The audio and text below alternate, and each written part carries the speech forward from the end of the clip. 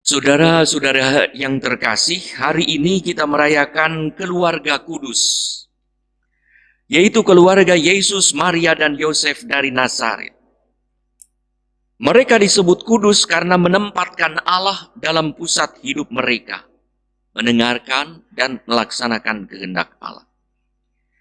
Yosef dan Maria bukanlah sekedar orang tua Yesus secara legal, tetapi terlebih ayah dan ibu yang sehati sejiwa dengan Allah, maka hatinya pun terarah pada Yesus, Sang Putra Allah, sehingga bersama-sama dengan mereka satu jiwa, seroh. Mereka terutama adalah ayah dan ibu yang satu roh dengan Yesus. Sebagaimana Yesus pernah berkata, "Siapakah ibuku dan siapakah saudara-saudaraku?" Katanya sambil menunjuk ke arah murid-muridnya, ia berkata, "Ini ibuku, ini saudara-saudaraku, sebab siapapun yang melakukan kehendak Bapakku di surga, dialah saudaraku laki-laki, dialah saudaraku perempuan, dialah ibuku." Maka kalau ditanya siapakah ayahmu, Yesus pun akan menjawab hal yang sama.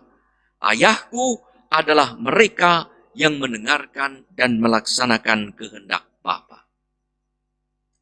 Apakah kita saudara-saudari Yesus? Tergantung sejauh mana kita mendengarkan dan melaksanakan kehendak Bapa. Dalam keluarga Nazaret, Yesus menjadi fondasi, dasar, referensi, acuan, orientasi, tujuan, arah hidup mereka, sehingga mereka bisa menjaga kekudusan. Saudara-saudari yang terkasih, tema pesan Natal bersama PGI dan KWI adalah cinta kasih Kristus menggerakkan persaudaraan kita, di mana kita diajak bersaudara satu sama lain, sebangsa, setanah air, tanpa melihat perbedaan-perbedaan, tetapi sungguh fokus pada persamaan bahwa kita adalah manusia yang diciptakan oleh Allah yang sama. Kisah persaudaraan diberitakan dalam media, bagaimana para pemuda masjid mengamankan perayaan Natal, dan bagaimana pemuda Kristen di Ambon mengamankan perayaan Idul Fitri.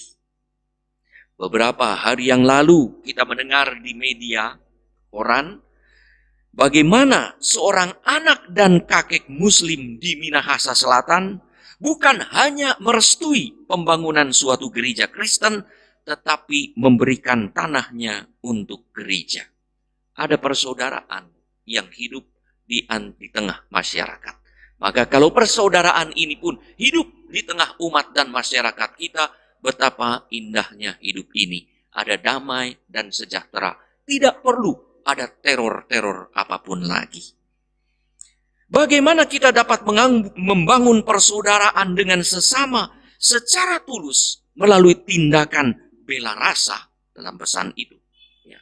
Kalau bagi kita sendiri adalah refleksi, kalau kita sendiri tidak mampu membangun persaudaraan dalam keluarga sendiri, melalui kasih satu sama lain di antara anggota keluarga yang tampak dengan sikap saling percaya, saling memahami dan menghargai karena kasih satu sama lain. Keluarga merupakan inti, asal muasal, akar dari adanya persaudaraan-persaudaraan yang tulus, yang jauh lebih luas daripada keluarga. Saudara-saudari yang terkasih, kalau saya hendak menikahkan, ada pertemuan, lalu saya tanya kepada pasangan, apakah kamu suka berdoa? Kalian berdoa pribadi. Ada yang suka, ada yang tidak. Lalu selanjutnya saya tanya, apakah kalian berdua suka berdoa bersama? Banyak yang menjawab tidak pernah. Saya mengatakan mulai sekarang sampai dengan pernikahan berdoa bersama, dan setelah pernikahan berdoa bersama. Bagaimana kita bisa membentuk suatu keluarga kudus kalau kita tidak pernah berdoa bersama? Keluarga kudus sudah dikisahkan dalam Perjanjian Lama.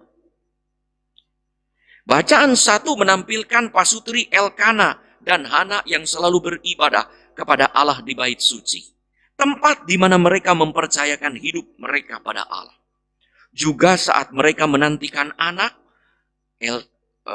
Hana datang menangis, berseru di dalam bait, sampai Imam Eli datang, lalu Imam Eli menyuruh pulang dengan janji Tuhan akan berbelas kasih. Dan setahun kemudian melahirkan anak, yaitu Samuel yang kita dengar dalam bacaan pertama hari ini. Maka saat Hana diberi karunia mendapat anak, maka mereka pun datang ke rumah ibadat bersyukur kembali Elkana, suaminya. Sewaktu anak itu lahir dan diberi nama Samuel, artinya aku telah meminta dari Tuhan. Anak bagi Elkana dan Hana, juga bagi kita tentu adalah titipan Allah, hak Allah. Maka mereka berkehendak mempersembahkan anaknya kepada Allah, bukan atas keinginan semata-mata orang tua, tetapi berkata, bagus sekali kata, terserah Tuhan mau berbuat apa pada anaknya. Karena anak adalah sungguh milik Allah, titipan Allah kepada para orang tua. Dalam Perjanjian Baru tampil keluarga kudus. Bahkan boleh disebut keluarga Maha Kudus. Karena yang Maha Kudus sendiri, yaitu Yesus, Putra Allah, menjadi anggotanya. Injil Lukas berkisah bagaimana Yosef dan Maria membawa Yesus ke bait Allah sejak bayi. Kalau kita dengar, ya, baca dalam Injil, itu sejak dibawa ke bait Allah. Sampai meninggalkan ke Mesir, kembali dari Mesir ke tanah Israel, lalu mereka seperti biasa beribadah, dan kini pada usia 12 tahun beribadah ke Yerusalem. Saat kehilangan Yesus, mereka mencari kemana-mana. Dan yang luar biasa, mereka mencari 3 hari bersama-sama. Suatu simbol, ada kebersamaan. Tidak berkata, Maria engkau ke sana, aku ke sini. Tidak, mereka dikisahkan mencari dan diandaikan bersama-sama 3 hari. Dalam kebersamaan, dalam suka dan duka. Ada quality time, ada waktu yang luar biasa di antara Maria dan Yosef. Sampai akhirnya mereka mencari kemana-mana. Tidak menemukan. Dan menemukannya di mana? Di rumah ibadat. Sebaiknya memang menemukan orang di dalam rumah ibadat. Dari mana Yesus belajar berada di rumah ibadat untuk berdoa, mendengarkan kitab suci, bersoal jawab tentang kitab suci, kalau bukan dari orang tua mereka, dari Yosef dan Maria, yang sejak kecil telah memberi bekal rohani kepada Yesus. Sehingga pada saatnya Yesus memiliki kematangan soal pengetahuan dan pengalaman rohani, soal pengetahuan agama dan soal iman. Yosef dan Maria mendidik Yesus sedemikian rupa. Hingga Yesus dikatakan makin bertambah dewasa, makin bertambah besarnya, dan makin bertambah hikmatnya, dan makin dikasihi oleh Allah dan manusia. Saudara-saudari yang terkasih, itulah panggilan setiap pasutri untuk menjadikan anak-anak atau keluarga makin bertambah dewasa secara manusiawi dan makin bertambah hikmat secara Kristiani. Imannya tumbuh hingga makin dikasihi oleh Allah dan dikasihi oleh sesama. Karena mereka selalu mengarahkan hati dan budinya kepada Allah. Mereka dipanggil untuk menjadi sehati dan sejiwa dengan Allah. Di mana Yesus ditempatkan di pusat kehidupan mereka. Sekali lagi, sebagai fondasi, referensi, dan orientasi hidup mereka. Salah satu hal yang menonjol dalam keluarga kudus Nazaret yang sering kita lihat dalam lukisan-lukisan, di lukisan keluarga kudus ditempatkan, ada lukisan, adalah kebersamaan hidup. Sebagai wujud salah kesatuan hati dan jiwa mereka. Di mana digambarkan Yosef bekerja sedang membawa alat pertukangan, Maria sedang membawa benang, kain, ya, membuat sulaman, dan di situ Yesus sedang bermain-main dengan anak domba. Mereka bekerja tapi hidup bersama. Mereka berkarya untuk rumah tangga, tetapi mereka ada bersama-sama, melambangkan kesatuan hati dan jiwa. Saudara-saudari yang terkasih, kebersamaan bermutu atau quality time menjadi tanda nyata dari kesatuan keluarga.